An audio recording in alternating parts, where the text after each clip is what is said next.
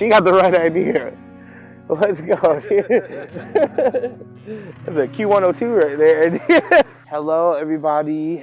Welcome to another episode of Peter Explains It All. I'm Will Ramos, your host. And yeah, we're in Central Jersey, dude. We're at a Wawa in Hazlitt, New Jersey.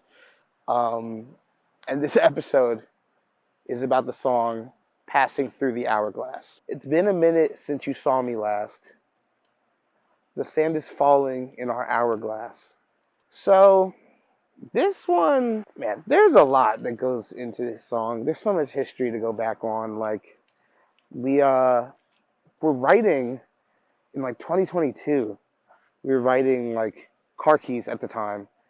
And they just like, Alex and Peo just started like jamming Hourglass. And it was like originally called Hourglass Circumstance. And it was just like, it just felt so good. It just sounded so good from the very beginning. I was like, dude, I know the focus is Car Keys right now, but dude, this other song is like fucking crazy. So I knew I was going to love this song from the very beginning, honestly. And that's where Hourglass comes from. And just having the name so ingrained from the beginning, before any words were even written, I knew that I had to incorporate Hourglass into the lyrics. So I just started it out with that. And the song is about Casey Diamond in the thick of this relationship, this toxic relationship with Jamie B. Moore. And I wanted to write it like a love song, but from a narcissistic perspective, from this abuser's perspective. So it's like I'm saying these sweet things, but they're really actually negative things. So instead of saying like, it's been a minute since I saw you last, I said like, you know, it's been a minute since you have seen me last. Because everything about Casey is me, me, me. You know what I mean? So that explains that first part. And the sand is falling in our hourglass is like already starting it out with these expectations and this urgency and this, you know what I mean, problems. I left your messages on red and you keep wanting to press send. You're scared you'll fuck this up before it begins. The time is only 9:13. My screen is staring back at me. One new notification from Jamie. Still trying to keep the urgency going with the lyrics. You know, I left your messages on red and you keep wanting to press send. It's all like, it's about me and you are doing these things. You know what I mean? The time is only 9:13. That's a Coheed reference. You know, 21:13. My screen is staring back at me. It's like Casey is just like anticipating this fucking, you know, cat and mouse game with Jamie. One new notification. I'm the yellow in your big blue hoodie. A shade of envy that looks so lovely. Obsessing over what we could be. As long as you don't disappoint me. Just breaking down the colors, I'm the yellow in your big blue hoodie was in terms of like, if you look at the album artwork, it's like the yellow, which is Casey's color, within being cuddled by Jamie with the hoodie, blue. Yellow and blue made green, so green with envy. That's why I say that next. A shade of envy that looks so lovely. Also, Casey is a fucking jealous bitch, so that's why it goes, you know, yellow in your big blue hoodie, yellow and blue together makes green, green with envy, da da da. Obsessing over what we could be, you know, she's infatuated with this, the idea of Jamie as this toy. As long as you don't disappoint me, because it's always about what Casey wants.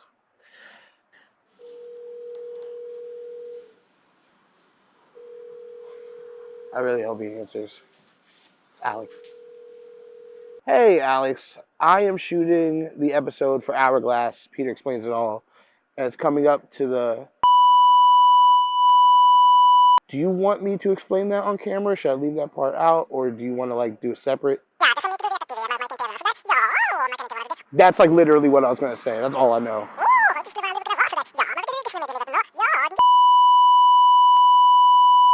All right. Just wanted to make sure.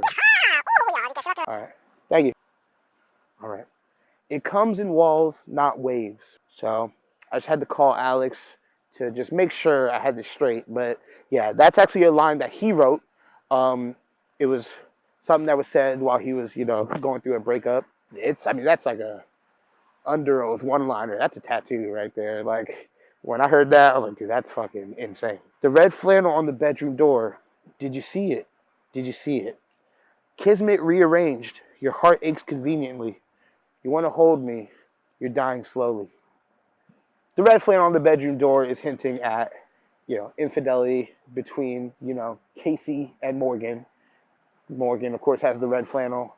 It's on Casey's bedroom door. And it's like, she's wondering, did Jamie see it? Kismet rearranged. I was trying to basically say, like, manipulation in that way, where it's like, Kismet is destiny. She got the right idea.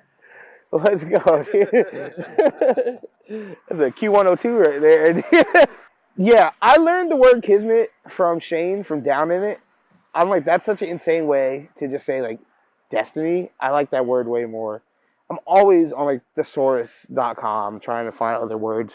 So, Kismet rearranged, which is, like, destiny, but, like, manipulated to what the fuck I want. Your heart aches conveniently. I think it's pretty straightforward. You want to hold me, you're dying slowly. She's just fucking enjoying every second of just having Jamie's heart in her hands. Taylor wrote this, so I'm going to call him. Hey, what's up? I'm shooting the episode for Hourglass right now with Nick, and I'm doing the part you wrote. Would you like to have me paraphrase it, or would you like to just cut in your own section into the video, like shoot something on your phone? I would like them to cut you in, Nick to cut you in with your explanation.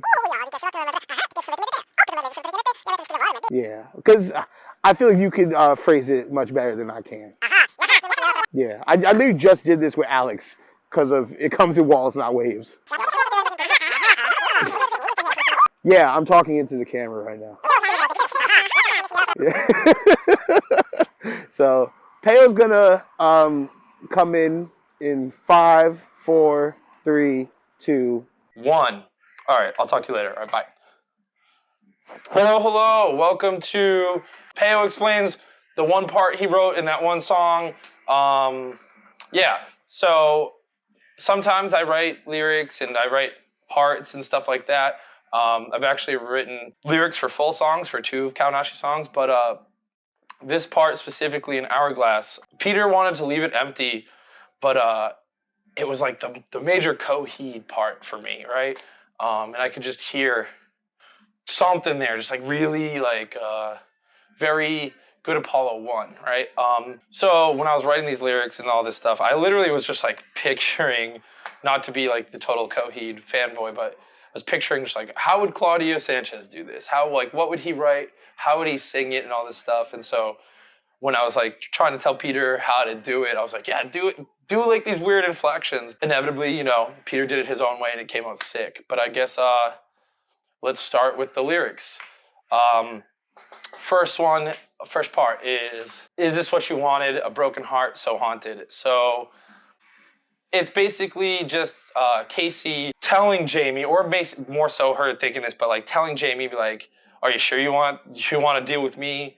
I'm like this crazy fucking manipulative psychopath, right? A broken heart so haunted, basically explaining that Casey also has all these issues that causes her to be, behave in certain ways and have these relationships because she does not know how to work them, but only work in her way instead of being like healthy and genuine. Like the broken heart so haunted, I also wanted to just like throw in like Kaonashi logo, like the branding or whatever. I just wanted to like reinforce that as a part of like Kaonashi, you know what I mean? And just like a staple in the Jamie story.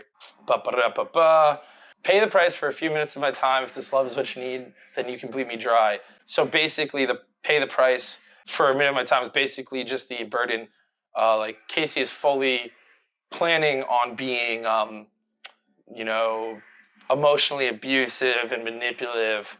And it's like letting Jamie know, again, not telling Jamie, but letting Jamie know it's like, yo, this is like, I plan on like burdening you beyond belief. If this love is what you need, then you can bleed me dry. I mean, it's kind of just, I was trying to play off of like, you know, Scooter and all like the kind of like really super emo tropes of, you know, just high school stuff of like weird high school relationships. I'm not worth the pain, right? I'm not worth the pain, and hell I will await. Again, I was just trying to write like words and like kind of like dramatic and sci-fi like Claudio Sanchez would. I was really just trying to channel that sort of vibe, especially when we have those like sort of choir vocals in the back. Just makes me think of Welcome Home and all those tracks off of Good Apollo 1 and all that. Yeah, so that's really it. Yeah, maybe you'll see some episodes of Peo explains that one part that he wrote in the song. This one specifically is Passing Through the Hourglass, but I actually kind of wrote some songs some other time. But yeah, maybe, you know, thank you. I'll send it back to Peter, but thank you for joining me for Peo explains that one part in that song that he wrote that one time because no one else did, and then they needed help, and then I did it, and then and it's that song that we released a while ago called Passing Through the Hourglass. But I also wrote on some other songs, but we're just talking about this one for now. All right, bye. And there you have it, Peo's explanation of his lyrics. Forget the future and forget the past, because I'm the present in your hourglass. Stay here in our last standing circumstance. After that major, like, cinematic ass part, that Coheed ass part, I was trying to just, you guys know, like, I say this like every episode. The closer I get to that last, you know, part of the song, I'm like, I gotta summarize this. I need them to understand what I'm saying. And this is what that is for this song.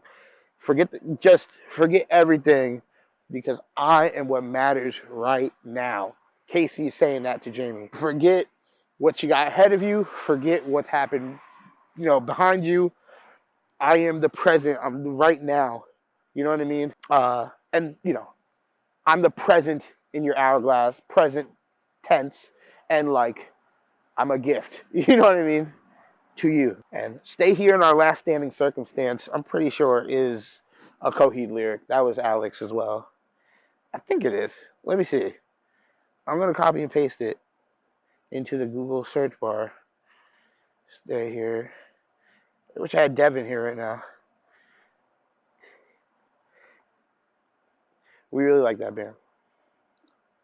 You drew the line inside the sand when you put your hand in my hand. Now Casey loves Jamie until the end. And I've been thinking that it's time. I tell you what's been on my mind next time.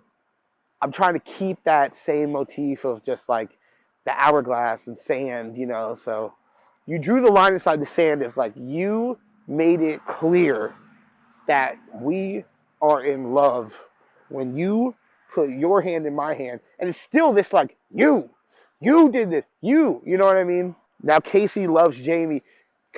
It's, oh my God, I was just trying to sound so manipulative.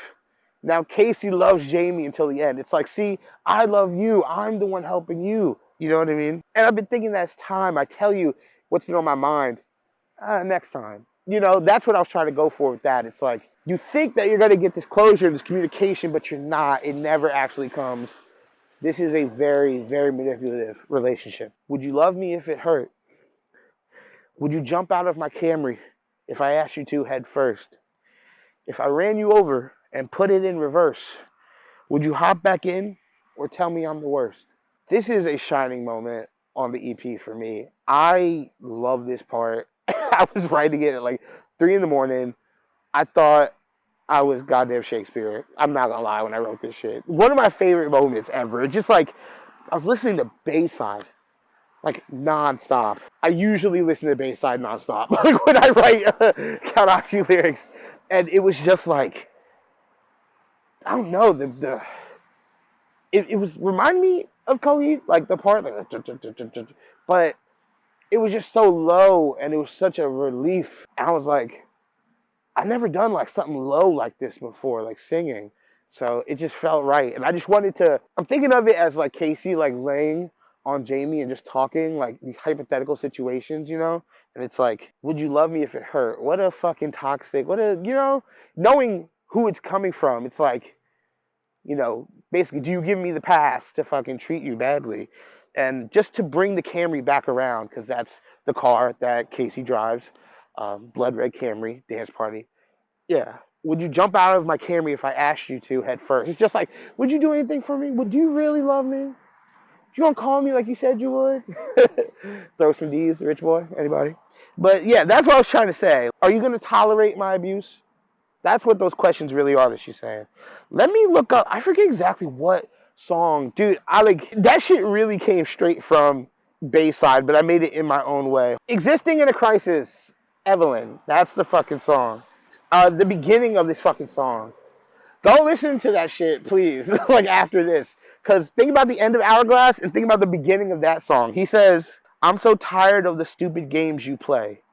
If I sat outside, would you come watch me wait? If I had a gun and shot it at your face, would you promise not to get out of the way?" And I'm just like, oh my God, dude. Like, oh, I fucking love that part. Would you promise not to get out of the way? Like, that was such a, it just made so much sense. Like, what a fucking bar. Would you promise to love me? Would you promise to care for me? It's like, would you promise to not stop me? You know? Like, what? Like, what a crazy question to ask somebody. And so that's what I was inspired by. Bayside's fucking sick. That is all the lyrics for Passing Through the Hourglass. The inspirations for this one, I mean, Cody Cambria, gigantic inspiration. From first to last, huge inspiration. Fucking Emily. I actually used the Emily flow earlier in the song. I use, where's it at? Fucking, I'm the yellow in your big blue hoodie. It's like, I hope it's something worth the waiting. I'm the yellow in your, you know. But I didn't want to just take the whole fucking thing. Just a little flow, you know. But yeah, Coheed from first to last, Bayside. I am not like a brand new fan, but like the ending, I was thinking it's pretty brand new. Like the way I sang, that's about it, I guess. Like those three, just trying to make something new. It's like this far in, I feel like I'm starting to actually get my own style, but I'm always trying to just take inspiration from things, you know, not just rip things, but like try to think, well, what made that dude from Bayside write some fly shit like that? And can I write something on that level? Olu on the cover art once again. It's gonna be out when this comes out, which is insane to think about. It's been done for so long. It's been on the back burner for so long. The video, oh my God, it's like I'm so proud of this shit, and this is honestly the most challenging Kaonashi song to date. It really pushes me as a singer, as a performer, as a storyteller. It's getting like it's getting serious. It's always been serious, but it's like I gotta make this shit count, dude. And I feel like we really did. Thank you guys for watching another episode of Peter Explains It All. Also, I don't think I really explained to anybody. I used to work at Wawa. That's why we're doing it in a Wawa parking lot. I don't think we could have got away with this at a Philly Wawa. So shout out Central Jersey for always coming in clutch. You know, Starland Ballroom and things of that nature. But can you see the Wawa behind me? Yeah? Okay. Just so they know where we're at with it. I got a Hawaiian Pineapple C4. This shit looks corrosive, but I'm going to drink it because I'm a gremlin. We're going to have a bunch more dates, so just go to kaonashipa.com. Fucking go to equalvision.com. Listen to Kaonashi. Fucking come see us on tour. And cheers.